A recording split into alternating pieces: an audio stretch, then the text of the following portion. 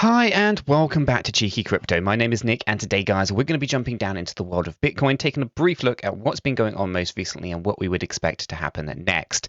As I get into the video, if you find it useful and informative, smash that like button. I really do appreciate that. If you are new to the channel, then why not go ahead and subscribe, tap the bell, select all the notifications, and in doing so, you will be kept up to date with everything that we do here at Cheeky Crypto. And if you haven't yet joined us in Discord, guys, what you're waiting for, check it out. Linked in the description down below. It's the first place that we go to notify you of everything that's going on in the crypto space. So why not keep a finger on the pulse of crypto by joining us down in Discord. Let's jump right down into this video and take a look at what's been going on with Bitcoin. So we're going to be taking a look at the hourly chart here. We have BTC paired up with USDT. Binance is our data source 1 hour chart. You can see that we've been kind of consolidating over the weekend here just in this small range. We're currently fighting the 50 and 200 EMA, and we're just up in the overbought range. So the expectation is a move down. Now our structure here is a 5-wave count. We have failed to invalidate this by going higher than 27,524. So because of that hasn't been invalidated, our expectation is that we move down. Now, ultimately, we have changed our target range ever so slightly, just because we've gone up slightly higher than we were when we did this video yesterday. And this basically means the higher that wave 4 goes, the lower that wave 5's got to go. Okay, so when we take a look, we can see that we're pretty much right aligned. Just a small adjustment there, showing us with a low of $26,005 to $26,313. Okay, and that's the kind of the direction that we're looking for. Now we're looking for a 5-wave count in here, so 1, 2, potentially 3, 4, and 5. To that effect, it can be diagonal, of course, which diagonal structures, there are a couple of different varieties of these. I'm not sure if I've still got them drawn up here. I do have a couple here actually drawn up. So you can see you have a ending diagonal, you have a contracting diagonal, and expanding diagonal. So those are the 3 options that we might see inside that 5th wave movement, just over here. Okay, so again, there's really like 4 variable options here. One is that we come down in the impulsive structure. Let me do something to this effect. 2, we have a ending diagonal structure, and that will look like that. Or we have a contracting diagonal, which would look like that. Probably a little bit more like that. And then the expanding, which would be starting off small and then expanding, getting bigger as it kind of goes. Okay, so those are the kind of diagonal structures that we'll be looking for within this final 5th wave movement to the downside. Target range is set down here, as I said, between 26 and 26.3. So yeah, so that's kind of where we sit at this point in time. Now it's a Sunday, which means the weekly close position is also something that we have to kind of keep in mind and consider.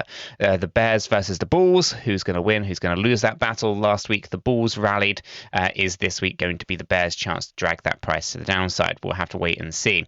As we come up into smart money concepts here, you can still see that it's possible for us to move up towards 25k when in a 3-wave structure. At the moment, we would potentially be looking slightly differently at this now. If we do complete a 5-wave move to the downside on BTC, then we ought to be considering another option here, which would be that we would actually have to come down deeper before we would go up into those higher ranges.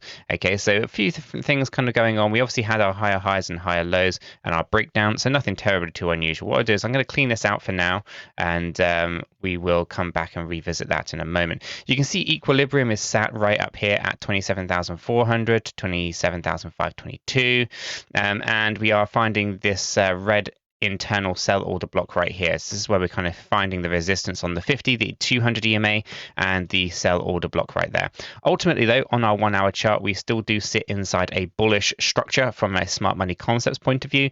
So again, that hasn't changed. That will change, however, if we come down lower than this strong low at the moment. Again, this is only a strong low because we are in that structure right there. So as we were to flip and change things around, then we may see that actually as a weaker low. Okay, it's been tested just once, it's not overly strong. We do at the moment have a weak low, again testament to that structure being bullish, and it has been tested once. Equilibrium, we are below, we're just above the 50 and 200 EMAs. Ultimately, it's not looking too positive.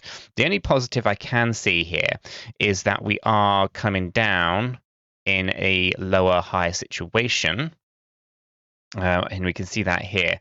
This would be deemed a slight bullish break. And so something that I was talking about a little while back is we are still looking at a potential 30K run here under a three-wave structure. Okay, so we can't rule that out until we break down lower than 25,800 and get that on there for the accurate number, 71.89. And so unless we break down lower than this, we still have that 30K shot in as potential for Bitcoin here, right? So for the most part, nothing terribly too unusual this Sunday at the moment. Pretty much business as usual. Anything on the kind of larger scale, not really. We're still above the 50 EMA on a weekly time frame. We're getting rejected on the supply zone range. Again, nothing terribly too unusual there.